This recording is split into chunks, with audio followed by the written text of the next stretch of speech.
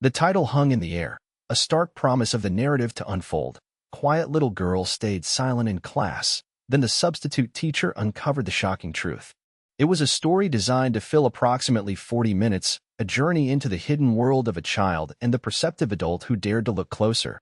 Our focus now sharpens, honing in on the genesis of this tale. The introduction of its central figure, Lily. Lily was a wisp of a girl, a third grader who seemed to exist on the periphery of the classroom. She was exceptionally quiet, a trait that bordered on complete silence. Day after day, she sat at her desk, a small island in a sea of chattering children. Her eyes, large and dark, held a perpetual shadow, a hint of something unseen, something unspoken. She was a recent arrival to the school, having moved with her mother just a few weeks prior. The whispers among the other children suggested her father was away, a vague term that carried a multitude of possible meanings. Some speculated she was simply shy, overwhelmed by the new environment.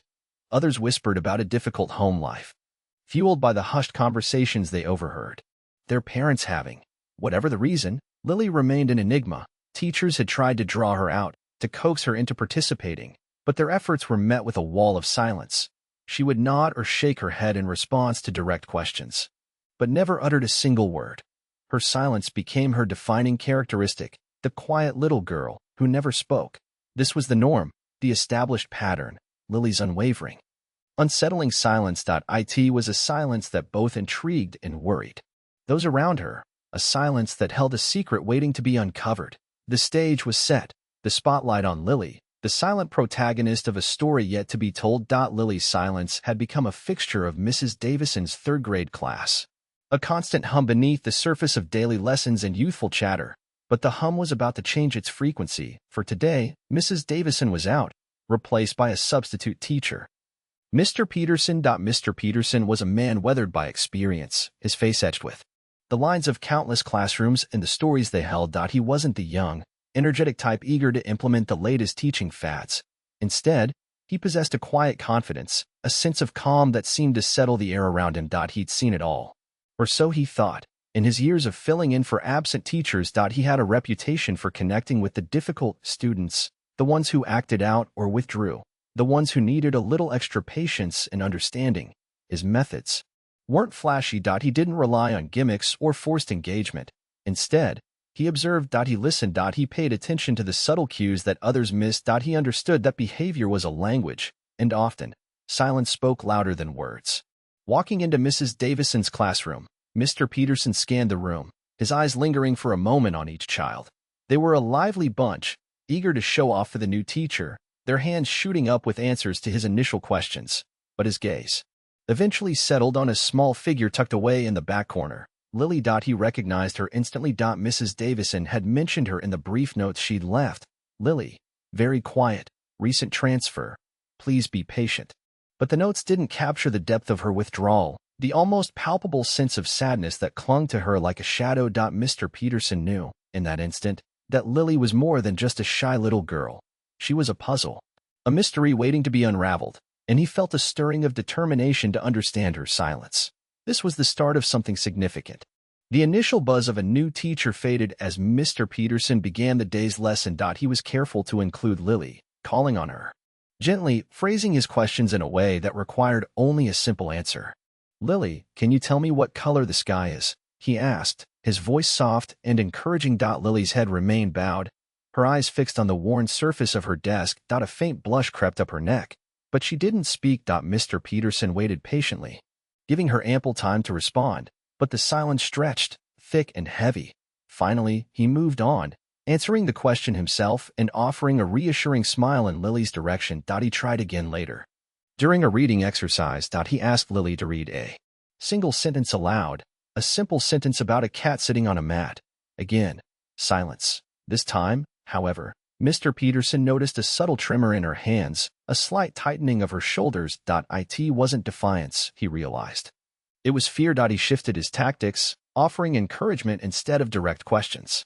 Lily, your handwriting is beautiful, he said, noticing the neat, careful script in her notebook. You must practice a lot. Lily's head remained down, but he saw a flicker of something in her eyes, a brief spark of acknowledgement. Throughout the morning, Mr. Peterson continued his subtle attempts to engage Lily. He praised her artwork, commented on her neatness, and offered her small smiles and nods of encouragement, but each attempt met with the same wall of silence. It was as if an invisible barrier surrounded her, preventing any connection. Despite the lack of verbal response, Mr. Peterson refused to give up. He understood that building trust took time, especially with a child as withdrawn as Lily. He knew he couldn't force her to speak, but he could create a safe space, a nurturing environment where she might eventually feel comfortable enough to break her silence. He just needed to find the key. The morning wore on, the initial lessons giving way to independent work. While the other children busied themselves with their assignments, Mr. Peterson took the opportunity to observe Lily more closely. He wandered casually around the classroom, pausing near her desk as if simply checking on the progress of her work. He noticed her drawings first, while the other children were sketching cheerful scenes of sunshine and flowers. Lily's notebook was filled with darker imagery: caged birds with drooping wings, silhouetted trees against stormy skies, and faceless figures huddled in the shadows filled the pages. The drawings were skillfully rendered, but their content was undeniably bleak, a stark contrast to the bright, colorful artwork of her classmates. Then, he noticed the way she held herself. Her shoulders were perpetually hunched, as if she were trying to make herself smaller, less visible. Her gaze was always downcast, avoiding eye contact with anyone. He also saw that she wore long sleeves, even though the classroom was comfortably warm. A fleeting moment provided a more unsettling clue. As Lily reached for her pencil, the sleeve of her blouse momentarily rode up, revealing a glimpse of her wrist. Mr. Peterson saw a faint, purplish mark, a bruise that looked suspiciously like a finger-shaped imprint. He couldn't be certain, but his instinct screamed that something was terribly wrong. He made a mental note to try and speak with her alone, away from the prying eyes of the other children. He needed to find a way to break through her silence, to understand the source of her fear and sadness. The cheerful facade of the classroom felt suddenly thin, a fragile mask concealing a hidden world of pain and suffering. Mr. Peterson knew he had to proceed carefully, gently, but he couldn't ignore the warning signs. Lily was sending a message, not with words, but with her art, her posture, and the subtle marks on her skin. And he was determined to decipher it. The afternoon brought a shift in the atmosphere, a change in the seemingly ordinary rhythm of the classroom that provided Mr. Peterson with a crucial piece of the puzzle. It wasn't a planned event, but rather a spontaneous occurrence that momentarily shattered Lily's carefully constructed wall of silence. The class was engaged in a quiet activity, reading silently at their desks, when a sudden, loud noise reverberated through the room. A stack of books, precariously balanced on a shelf near the window, toppled over, crashing to the floor with a resounding thud. Several children jumped, startled by the unexpected sound, but Lily's reaction was far more extreme. She flinched violently, her entire body recoiling as if she had been struck. Her eyes widened in terror, and she gasped, a small, strangled sound escaping her lips. It was the first sound anyone had heard her make since she arrived at the school. But it wasn't just the gasp that caught Mr. Peterson's attention. It was the whispered word that followed, a barely audible plea that seemed to claw its way out of her throat. No. The word hung in the air, a fragile, broken thing, heavy with fear and pain. It was a reflexive response, a raw, unfiltered expression of some deep-seated trauma. Mr. Peterson immediately recognized it as something far more significant than a simple reaction to a loud noise. He knelt beside her desk, his voice calm and reassuring. Lily, are you all right? It was just the books falling. You're safe. He spoke slowly, deliberately, trying to soothe her distress. Lily didn't respond verbally, but her breathing gradually slowed, and the terror in her eyes began to recede. However, the incident had revealed something crucial. Lily's silence wasn't simply shyness or withdrawal. It was a shield, a defense mechanism against something she feared. The whispered "no" was a window into her hidden world, a glimpse of the darkness that haunted her. Mr. Peterson now had a clearer understanding of the challenge ahead, and the stakes involved. He knew he had to proceed with even greater care and sensitivity, for Lily's silence was protecting her from something real and terrifying. The whispered "no" echoed in Mr. Peterson's mind as he planned his next move. He realized that direct questioning would likely only reinforce Lily's fear and drive her further into her shell. He needed a different approach, a way to bypass her conscious defenses and tap into her emotions in a safe and non-threatening manner. After lunch, Mr. Peterson announced a change in the afternoon's lesson plan. Today, he said, his voice warm and inviting, we're going to talk about feelings, and we're going to use a special tool to help us.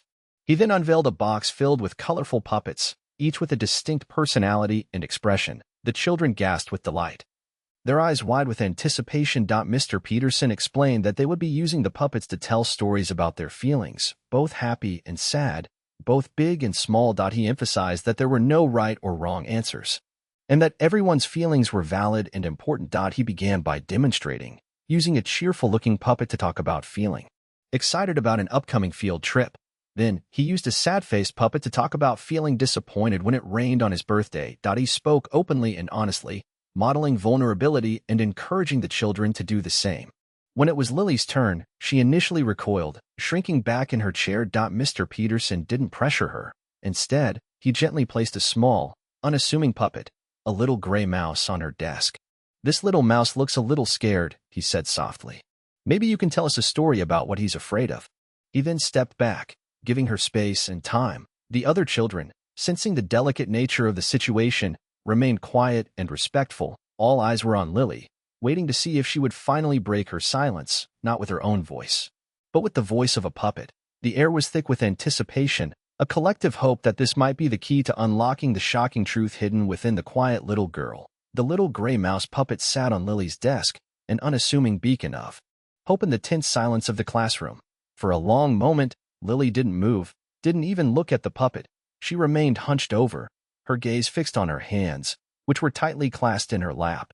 Then, slowly, hesitantly, she reached out a trembling finger and touched the puppet's soft, felt ear. It was a small gesture, barely perceptible, but Mr. Peterson saw it, and his heart leaped with a surge of hope. After another agonizing pause, Lily picked up the puppet. Her movement still, tentative and unsure. She held it close to her chest, as if seeking comfort from its inanimate form. She remained silent for several more minutes, the tension in the room growing almost unbearable. Finally, in a voice so soft it was barely audible, she spoke. But it wasn't Lily's voice. It was the voice of the little gray mouse, a tiny, squeaky voice filled with fear and sadness. He doesn't like me to talk," the puppet whispered. Mr. Peterson remained silent, his eyes fixed on Lily, his expression carefully neutral. He didn't want to interrupt her, to break the fragile connection she was finally making. He simply waited, patiently, for her to continue. "He gets angry," the puppet continued, its voice trembling even more now. "He shouts. He scares me."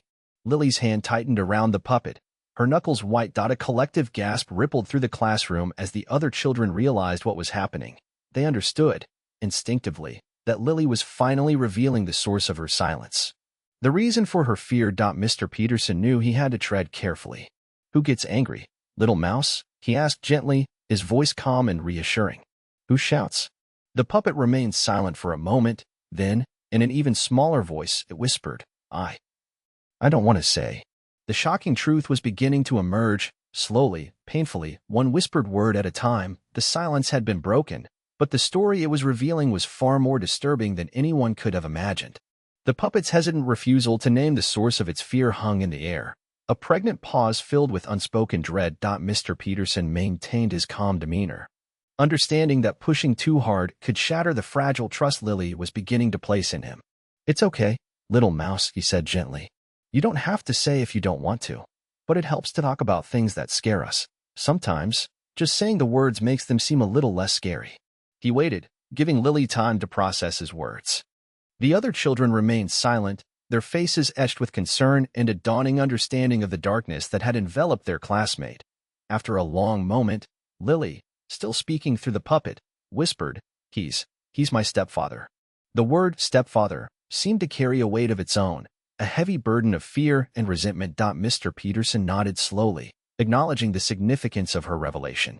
"Your stepfather doesn't like you to talk?" he asked, his voice carefully neutral. The puppet shook its head, the small gray form trembling in Lily's hand. "No, he says I'm stupid. He says nobody wants to hear what I have to say." Tears welled up in Lily's eyes, but she didn't make a sound. The emotions she had kept bottled up for so long were now pouring out through the puppet.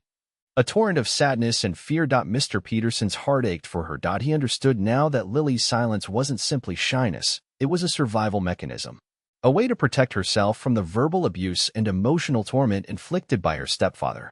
"Does he say those things to your mother too, little mouse?" Mr. Peterson asked, his voice filled with compassion. The puppet hesitated, then nodded slowly. Yes, it whispered. He shouts at her too. I don't want him to shout at her. The shocking truth was now fully emerging, painting a grim picture of a home filled with fear and intimidation. Lily's silence had been a desperate attempt to protect herself and her mother from the wrath of her stepfather. Mr. Peterson continued his gentle probing, his questions carefully phrased to elicit information without causing further distress. Does your stepfather ever hurt you or your mother, little mouse? He asked, his voice barely above a whisper. The puppet remained still for a long moment, as if Lily were struggling with the weight of the question. Finally, in a voice choked with emotion, it whispered, Sometimes he pushes mommy. And once he hit me. A gasp echoed through the classroom, a collective intake of breath from the horrified children. Mr. Peterson's heart sank. His suspicions had been confirmed. Lily wasn't just suffering from verbal abuse. She was also a victim of physical violence. Where did he hit you, little mouse? Mr. Peterson asked, his voice filled with concern. The puppet lifted a tiny paw and touched its arm, near the wrist. Mr. Peterson's eyes flickered to Lily's arm, remembering the bruise he had seen earlier. The pieces were falling into place, revealing a disturbing pattern of abuse and fear. Does he do that often? Mr. Peterson asked, his voice gentle but firm. The puppet shook its head slowly. No, not often. But I'm scared he will. I'm scared he'll hurt mommy really bad if I say anything. Lily's words revealed the true depth of her fear and the immense burden she had been carrying. She wasn't just afraid for herself, she was terrified for her mother. And she believed that her silence was the only thing protecting them both. Mr. Peterson knew he had to act quickly. He couldn't leave Lily in this situation, not for another minute. He had uncovered a shocking truth, a dark secret hidden beneath a veil of silence, and he was determined to protect her and her mother from further harm. The puppet show was over. It was time to take action. Mr. Peterson knew he couldn't directly confront Lily in front of the other students. The trust she had placed in him was fragile, and he didn't want to risk shattering it. He needed to get her to his safe place where he could speak with her privately and gather more information. He addressed the class, his voice calm and reassuring. All right, everyone, he said. That was a wonderful lesson about feelings. Now, let's pack up our puppets and get ready for our afternoon activity. As the children began to gather their belongings, Mr. Peterson quietly approached Lily's desk. Lily, he said softly, would you mind staying behind for a moment? I'd like to talk to you about something. Lily looked up at him, her eyes filled with apprehension. Mr. Peterson offered her a reassuring smile.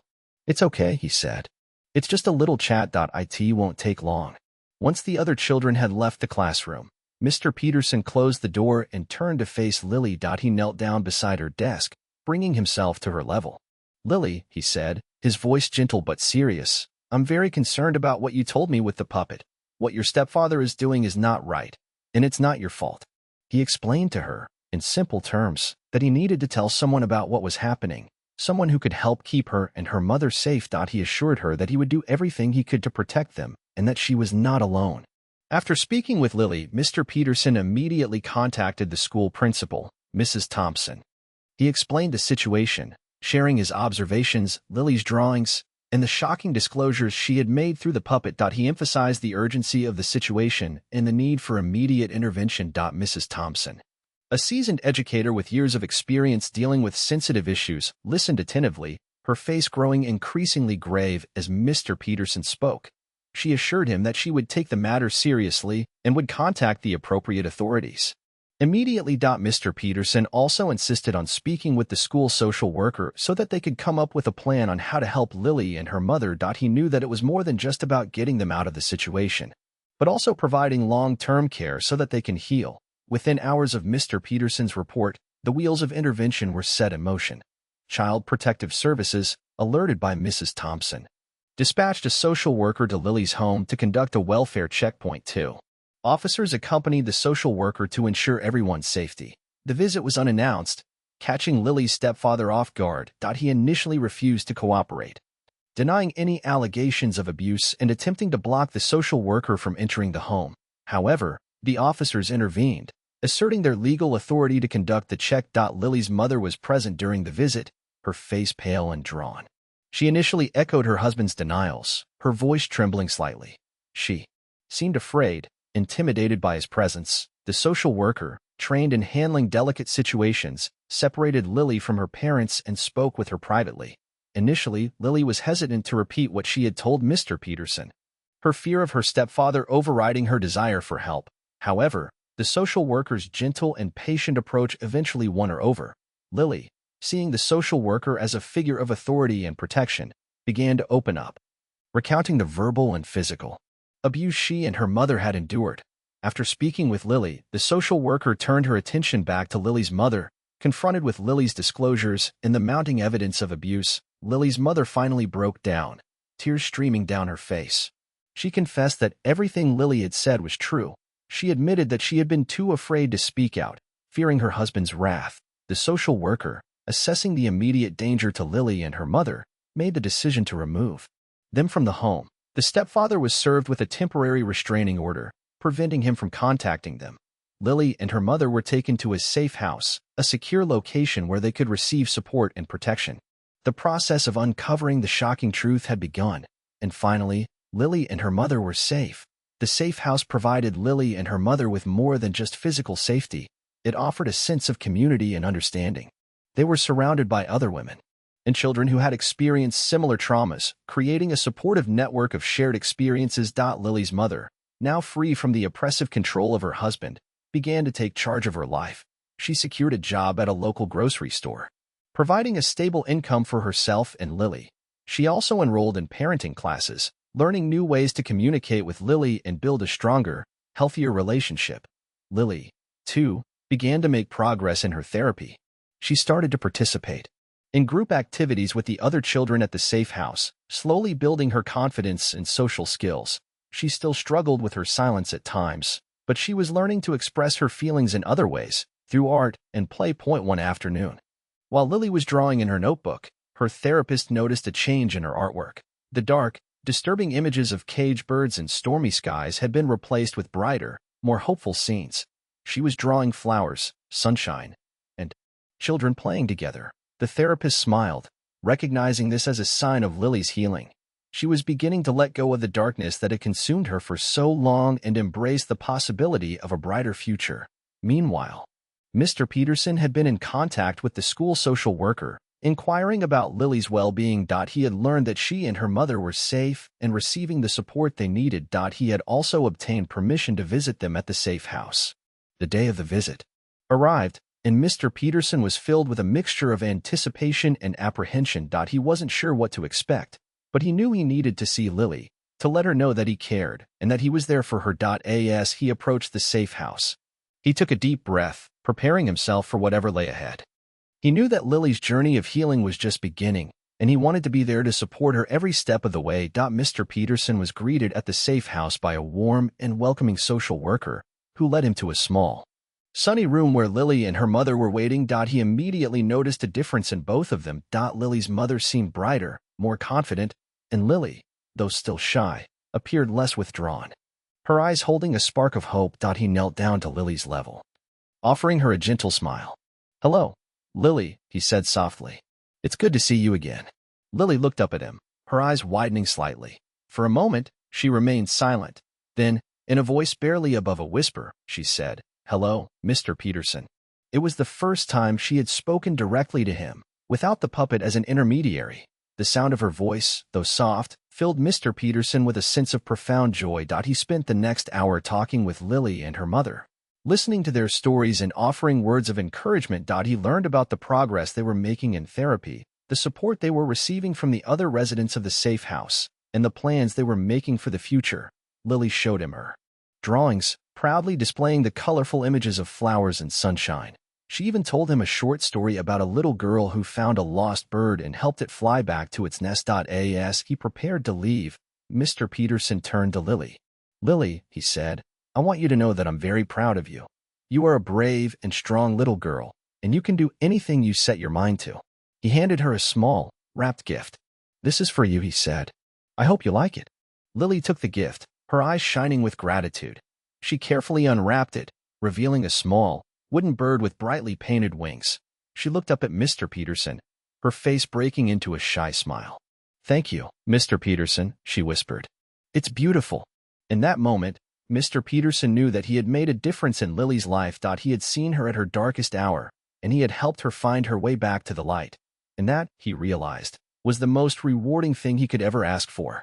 The following months brought significant changes to Lily and her mother's lives. The stepfather's trial proceeded, and despite his initial plea of not guilty, the overwhelming evidence, including Lily's testimony, given with the support of her therapist and a child advocate, led to his conviction that he was sentenced to a lengthy prison term, ensuring Lily and her mother's long-term safety. With the legal proceedings behind them, Lily and her mother were able to focus entirely on their healing. They eventually transitioned out of the safe house and into their own small apartment, a symbol of their newfound independence and resilience. Lily continued with her therapy, gradually overcoming her trauma and rebuilding her self-esteem. She learned to trust adults again and to express her feelings openly and honestly. Her silence, once a shield against fear, began to fade, replaced by a quiet confidence and a growing sense of self-worth. Her mother, too, continued to thrive. She excelled at her job, earning promotions and recognition for her hard work.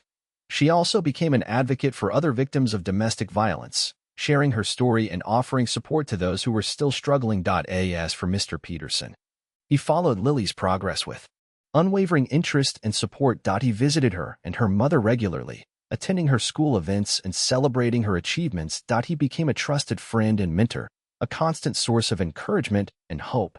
The resolution of the story was not just about Lily and her mother finding safety and justice. It was about their journey of healing and their transformation into strong, resilient individuals. It was about the power of compassion, the importance of speaking out against abuse, and the unwavering belief in the possibility of a brighter future. Lily's story was a testament to the human spirit's ability to overcome even the most difficult challenges. 2 years later, Mr. Peterson received an invitation to Lily's 5th grade graduation ceremony. He accepted without hesitation, eager to witness the culmination of her remarkable journey. As he sat in the audience, watching Lily walk across the stage to receive her diploma, he couldn't help but feel a surge of pride and emotion.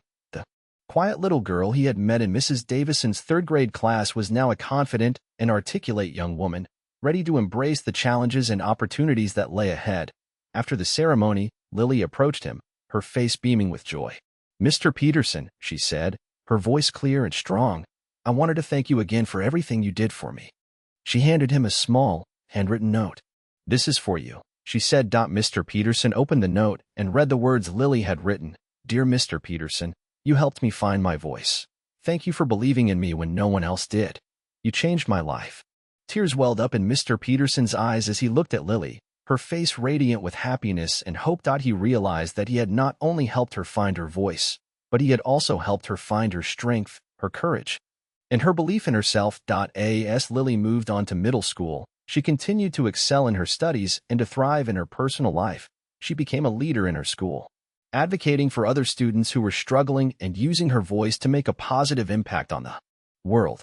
Her story became an inspiration to others, a testament to the power of resilience and the importance of speaking out against injustice. Lily's silence had been broken, and her voice was now being heard loud and clear, carrying a message of hope and healing to all who would listen. The shocking truth had been uncovered, and from the ashes of abuse, a remarkable young woman had risen, ready to change the world. A few months after Lily's graduation, Mr. Peterson found himself substituting once again, this time in a different school district. He was older now, his hair a little grayer, his steps a little slower, but his passion for teaching and his ability to connect with children remained as strong as ever. One afternoon, while grading papers in the teacher's lounge, he received a letter in the mail. The return address was unfamiliar, but the handwriting on the envelope looked vaguely familiar. He opened the letter and unfolded the pages, revealing a heartfelt message from Lily and her mother. They wrote about their continued progress, their newfound happiness, and their unwavering gratitude for his role in their lives. They shared stories of Lily's achievements in middle school, her involvement in extracurricular activities, and her dreams for the future. They also wrote about Lily's mother's success as an advocate for other victims of domestic violence, her ability to provide a stable and loving home for her daughter, and her unwavering commitment to their healing journey. The letter ended with a simple but profound statement. "You showed us that there is always hope, even in the darkest of times. Thank you for believing in us." As Mr. Peterson read the words, He felt a deep sense of fulfillment and gratitude. He realized that his decision to take a closer look at the quiet little girl in Mrs. Davison's third-grade class had not only changed Lily's life but had also changed his own. He had witnessed the power of observation, the importance of compassion, and the transformative effect of human connection. He had learned that even the smallest act of kindness can have a profound impact on the lives of others. He smiled, knowing that he would continue to use his gifts to make a difference in the world, one child at a time. The shocking truth had been uncovered, and from the darkness, a beacon of hope had emerged, illuminating the path for others to follow. And Mr. Peterson, the unassuming substitute teacher, had played a crucial role in that extraordinary transformation. His belief in the power of observation and compassion had been solidified, a reminder that even the quietest voices deserve to be heard.